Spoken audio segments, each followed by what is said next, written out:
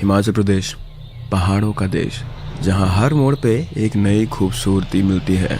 दिन में ये जगह जन्नत लगती है, पर रात को जब अंधेरा गहरा हो, जब रोड सुनसान हो, तब ये पहाड़ियाँ कुछ और ही कहानी सुनाती हैं। आज की कहानी है एक फैमिली रोड ट्रिप की, जो एक सीनिक ड्राइव से शुरू हुई पर एक नाइटमेयर में बदल गई थी। ये उस रात की कहानी है जब कुछ लोगों को पता चला कि हिमाचल के पहाड़ों में सिर्फ खूबसूरती नहीं बल्कि कुछ और भी रहता है। मेरा नाम अर्जुन है, मैं दिल्ली में रहता हूँ। टिपिकल मेट्रो सिटी का बंदा। 2023 की बात है जब मेरे फैमिली ने डिसाइड किया कि हम हिमाचल प्रदेश जाएंगे एक छोटी सी फैमिली वेकेशन पर। मेरे साथ थे मेरे पेरेंट्स, मेरा छोटा कजन निखिल जो कि 17 साल का था, और मेरे अंकल और आंटी। अंकल का हमीरपुर में कुछ काम था, तो प्लान था कि पहले वहां जाएंगे और फिर आगे एक्सप्लोर करेंगे। एवरीथिंग वॉज प्लान्ड परफेक्टली, या एटलीस्ट हमने ऐसा ही सोचा था। हमीरपुर में हमारा काम एक्सपेक्टेड से ज्यादा लेट हो गया। मीटिंग लंबी चली, फिर हमने डिनर करा, फिर विदाई। ये सब करते करते रात के 12:30 बज गए थे। हमको आगे के एक छोटे से टाउन में जाना था जहां अंकल की दूर की मौसी रहती थी। डिस्टेंस ज़्यादा नहीं था, करीब 50 से 60 किलोमीटर। नॉर्मल कंडीशन में यहाँ कोई भी 1 घंटे में पहुंच जाता, पर ये नॉर्मल कंडीशंस नहीं थी। रात के 12:30 बजे हिमाचल के पहाड़ी रोड्स और हम लोग। मेरी मम्मी थोड़ी वरीड थी। उन्होंने अंकल से कहा कि क्या हम कल सुबह नहीं निकल सकते, पर अंकल कॉन्फिडेंट थे। उन्होंने ये रूट पहले भी ट्रैवल किया था और उन्हें लगता था कि रात में ट्रैफिक भी नहीं होगा, जल्दी पहुंच जाएंगे वो लोग। हम लोग कार में सेटल हुए। अंकल ड्राइवर सीट पर थे, आंटी आगे थी और हम तीन, मैं, निखिल और मम्मी पीछे थे। कार स्टार्ट हुई और हम हमीरपुर से निकले अंधेरे में। पहले कुछ किलोमीटर्स तो ठीक थे, रोड्स रिलेटिवली अच्छी थी, स्ट्रीट लाइट्स थी कुछ जगह पर, तो इतना ज़्यादा भी अंधेरा नहीं था। पर जैसे जैसे हम लोग आगे बढ़ते गए, सिविलाइजेशन कम होती गई, पेड़ ज़्यादा आने लगे और अब सिर्फ कार की हेडलाइट ही लाइट सोर्स थी वहाँ पर, और दोनों तरफ डेंस फॉरेस्ट दिख रहे थे हमें। और सच बात बताऊं तो ये फॉरेस्ट भी मुझे क्लियरली नहीं दिख रहे थे। मैं और निखिल थोड़े टाइम बाद फ़ोन पे गेम्स खेलने लग गए थे। Yes I know this thing कि हमें अपने रिलेटिव से बात करनी चाहिए थी, लेकिन बहुत ज़्यादा बोर हो गए थे हम, और नेटवर्क भी नहीं था वहाँ पर, थोड़ा सा वीक तो मैसेज नहीं जा रहे थे हमारे, और इंटरनेट भी स्लो चल रहा था। करीब 1 बजे के आसपास हमारी कार ने स्पीड स्लो की। अंकल ने गाड़ी रोड के साइड पर रोक दी। मैंने पूछा क्या हुआ? अंकल ने बोला कि उन्हें लगा कि हम एक सीनिक व्यू पॉइंट क्रॉस कर रहे हैं, तो उन्होंने सोचा कि रुक जाता हूँ, थोड़ा हम लोग स्ट्रेच कर लेंगे। लॉन्ग ड्राइव थी तो ब्रेक लेना बहुत ज़रूरी है। हम सब यहाँ पे उतरे और सच में ये एक अच्छी जगह थी। ये एटलीस्ट हमें अंधेरे में तो ऐसा ही लग रहा था। थोड़ा यहाँ पर शांति थी और थोड़ी ही दूर पर हमें एक बस दिखाई दे रही थी। पुरानी बस थी वो, शायद से अबैंडन्ड, और उसके आगे कुछ स्ट्रक्चर्स थे, दो अंधेरों में हमें कुछ भी क्लियरली नहीं दिख रहा था। मैंने अपना फ़ोन निकाल के फ़ोटो लेना शुरू किया, और तभी मैंने नोटिस किया कि सिग्नल वहाँ पे बिल्कुल भी नहीं था। It was completely zero. मैंने निखिल को दिखाया तो उसने भी चेक किया और उसका भी सेम ही हो रहा था, वहाँ पे कोई सिग्नल नहीं था। That was kind of weird, क्योंकि एटलीस्ट एक बार तो हमें मिल ही रहा था, पर हमने सोचा कि शायद से पहाड़ है, डेड जोन होगा ये। और अब फोटोज वगैरह लेकर हम लोग दोबारा से कार में बैठ गए और आगे बढ़ने लगे। रोड अब और भी नैरो हो गई थी और एक अजीब सी फीलिंग आ रही थी, जैसे कुछ ठीक नहीं था। पर मैंने अपने दिमाग को समझाया, बस थकान है तुझे, रात का टाइम है इसलिए तुझे ऐसा फील हो रहा है। करीब 15 से 20 मिनट तक ड्राइव करने के बाद अंकल ने फिर से कार स्लो की और इस बार मेरी सांसें रुक गई। हम उसी जगह थे, वही क्लियरिंग, वही बस, वही स्ट्रक्चर, बिल्कुल वही जगह जहां से हम निकले थे। अंकल कंफ्यूज थे।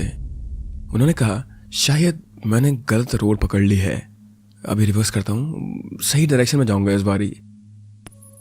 इस बारी वो केयरफुली हर एक टर्न को देख रहे थे, हर एक साइन को देख रहे थे, पर रोड्स इतनी कंफ्यूजिंग थी कि हमें कुछ समझ ही नहीं आ रहा था।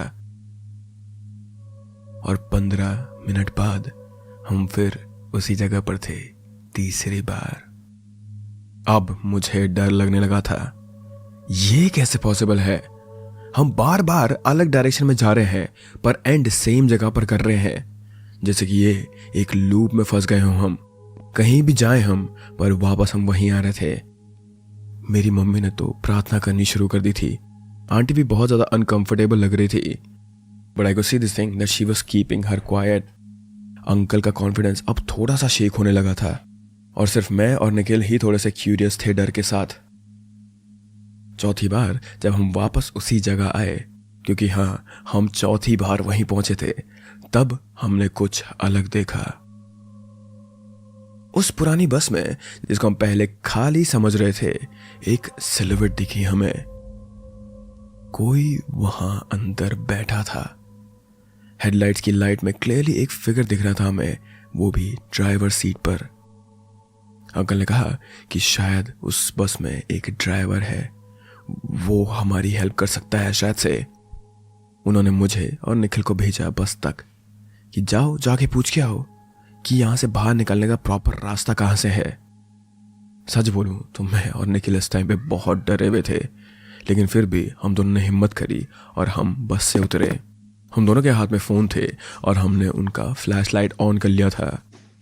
बस करीब 30 से 40 फीट दूर थी और हम धीरे धीरे उसकी तरफ बढ़ते जा रहे थे। जैसे जैसे हम पास आए, बस और भी पुरानी लगती गई हमें। उस बस का काफी जगह पर पेंट उतरा हुआ था, उसकी विंडोज कुछ कुछ टूटी हुई थी, पर जो सबसे अजीब चीज थी वहां पर, वो था कि उस जगह पर जहां पर वो बस खड़ी थी, वहां से हमें कोई भी आवाज नहीं आ रही थी। वहां पे इतनी शांति थी कि हमें अपने फुटस्टेप्स घास में क्लियरली सुनाई दे रहे थे। हम बस के डोर तक पहुंचे और मैंने अंदर जाने से पहले वहां फ्लैश लाइट मारी, और जो मैंने देखा उससे मेरा दिल बैठ गया। वो बस बिल्कुल खाली थी, कोई नहीं था उसके अंदर। पर हम दोनों ने क्लियरली देखा था कार से हेडलाइट में कोई तो वहां बैठा था ड्राइवर सीट पर। हम दोनों ने देखा, अंकल ने भी देखा, आंटी ने भी देखा था, पर अब यहां पर कोई नहीं है।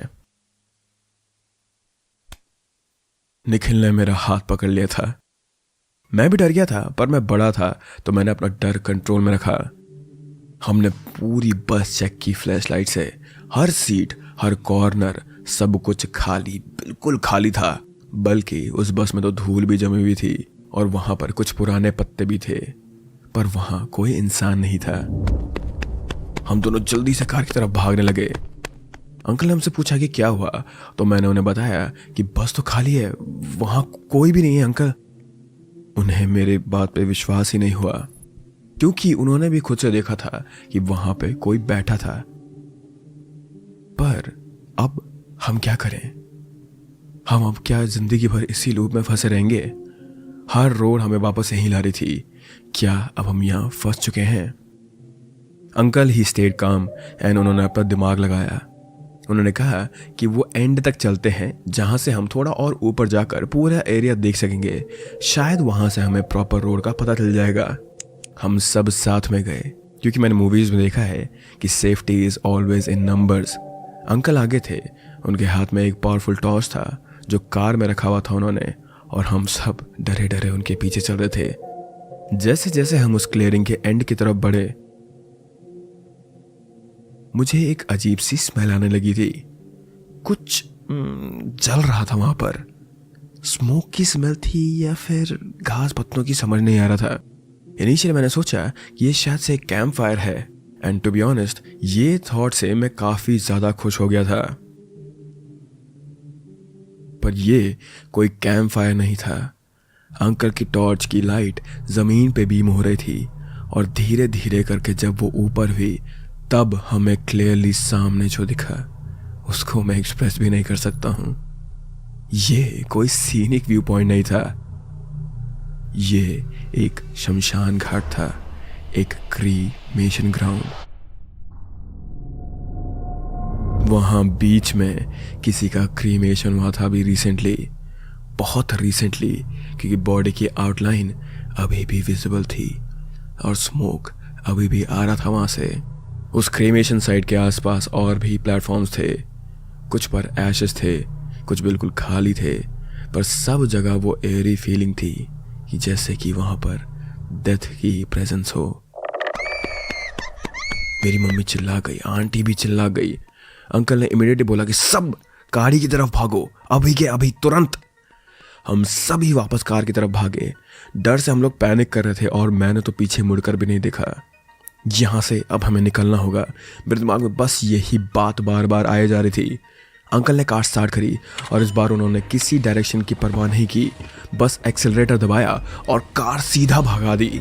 वो कहीं नहीं रुके, उन्होंने पीछे नहीं देखा, वो बस आगे चलते गए और चलते गए। और अजीब सी बात, इस बार हमारी रोड चेंज हो गई थी। हम उस लूप से बाहर आ गए थे, जैसे कुछ था जो हमें वहां पर रोक के रख रहा था और अब उसने हमें जाने दिया। करीब 2 घंटे बाद या फिर शायद से ज़्यादा, टू बी ऑनेस्ट मुझे टाइम का कोई हिसाब नहीं था उस समय पर, हम अपनी डेस्टिनेशन पर पहुंचे, अंकल की मासी का घर। सुबह होने में अभी भी टाइम था, पर हम सब इतने थके हुए थे और डरे हुए थे कि किसी को भी सोने का मन नहीं कर रहा था। मौसी जी बुजुर्ग थी, प्रॉब्ली 70 के आसपास होंगी वो, बहुत काम और कंपोज थी वो। जब हमने उन्हें अपनी कहानी सुनाई उस लूप के बारे में, उस बस के बारे में, क्रीमेशन ग्राउंड के बारे में, तो उन्होंने बिल्कुल नॉर्मली सुना इस चीज को, जैसे कि ये सब उनके लिए एक रूटीन हो। फिर उन्होंने हमें बताया कि हिमाचल में, स्पेशली पहाड़ी एरियाज में, ये बहुत अनकॉमन नहीं है। कुछ जगह ऐसी होती है जो रात को एक्टिव हो जाती है। शमशान घाट तो स्पेशली ऐसी जगह होती है जहां एनर्जी बहुत ज़्यादा स्ट्रांग होती है। जो आत्माएं वहां क्रीमेटेड होती हैं वो कुछ वहीं रह जाती हैं, स्पेशली अगर क्रीमेशन प्रॉपर तरीके से ना हुआ हो। वो आवाज़ें जो हमने नहीं सुनी, वो फिगर्स जो हमने देखे थे, वो लूप जिसमें हम फंस गए थे, ये सब उस जगह की, उस एंटिटी की ट्रिक्स थी। शायद वो चाहती थी कि हम वहीं रुक जाएं, शायद वो ये चाहती थी कि हम उनका साथ दें, या शायद और भी ज़्यादा डरावनी चीज़ होने वाली थी वहाँ पे। वो चाहती थी कि वो हमारे साथ कार में बैठ जाए और हम उसको अपने साथ वहाँ से बाहर ले आए। मौसी जी ने यह भी कहा कि जो हमने सही किया वो ये था कि हम उस बस के अंदर ज़्यादा टाइम नहीं रुके, और अगर हम वहाँ ज़्यादा एक्सप्लोर करते तो कॉन्सिक्वेंसेस शायद से ज़्यादा बुरे हो सकते थे।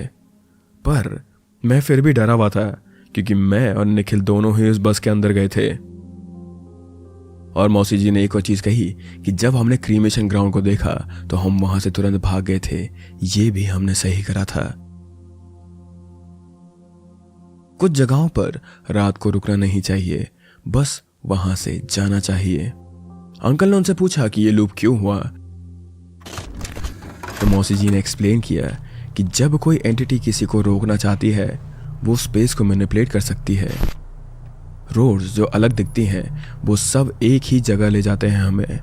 टाइम भी स्लो हो जाता है तो तुम्हें लगता है कि बहुत टाइम बीत गया है, पर एक्चुअली बहुत कम टाइम बीता होता है वहाँ पर। या उल्टा, तुम्हें लगता है कि 15 मिनट बीत गए हैं पर एक्चुअली वहाँ पर 1 घंटा हो गया होता है तुम्हें। हमारे सिग्नल भी वहाँ पर इसीलिए गए थे। टेक्नोलॉजी उस एरिया में काम नहीं कर रही थी, वो जगह सुपर नेचुरल एक्टिविटी से भरी हुई थी।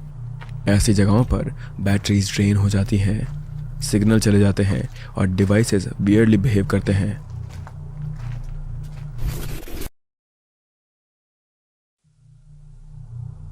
हम अगले 2 दिन उस टाउन में रुके, पर मेरा, निखिल का और पूरे फैमिली का मूड खराब था। वो रात जो हमने देखी थी, जो हमने एक्सपीरियंस करा था, वो हम कभी नहीं भूलेंगे। हिमाचल प्रदेश सच में बहुत ज़्यादा खूबसूरत जगह है, and I wish nothing but the best for the people there. पर ये experience, it puts a sour taste in my mouth about Himachal.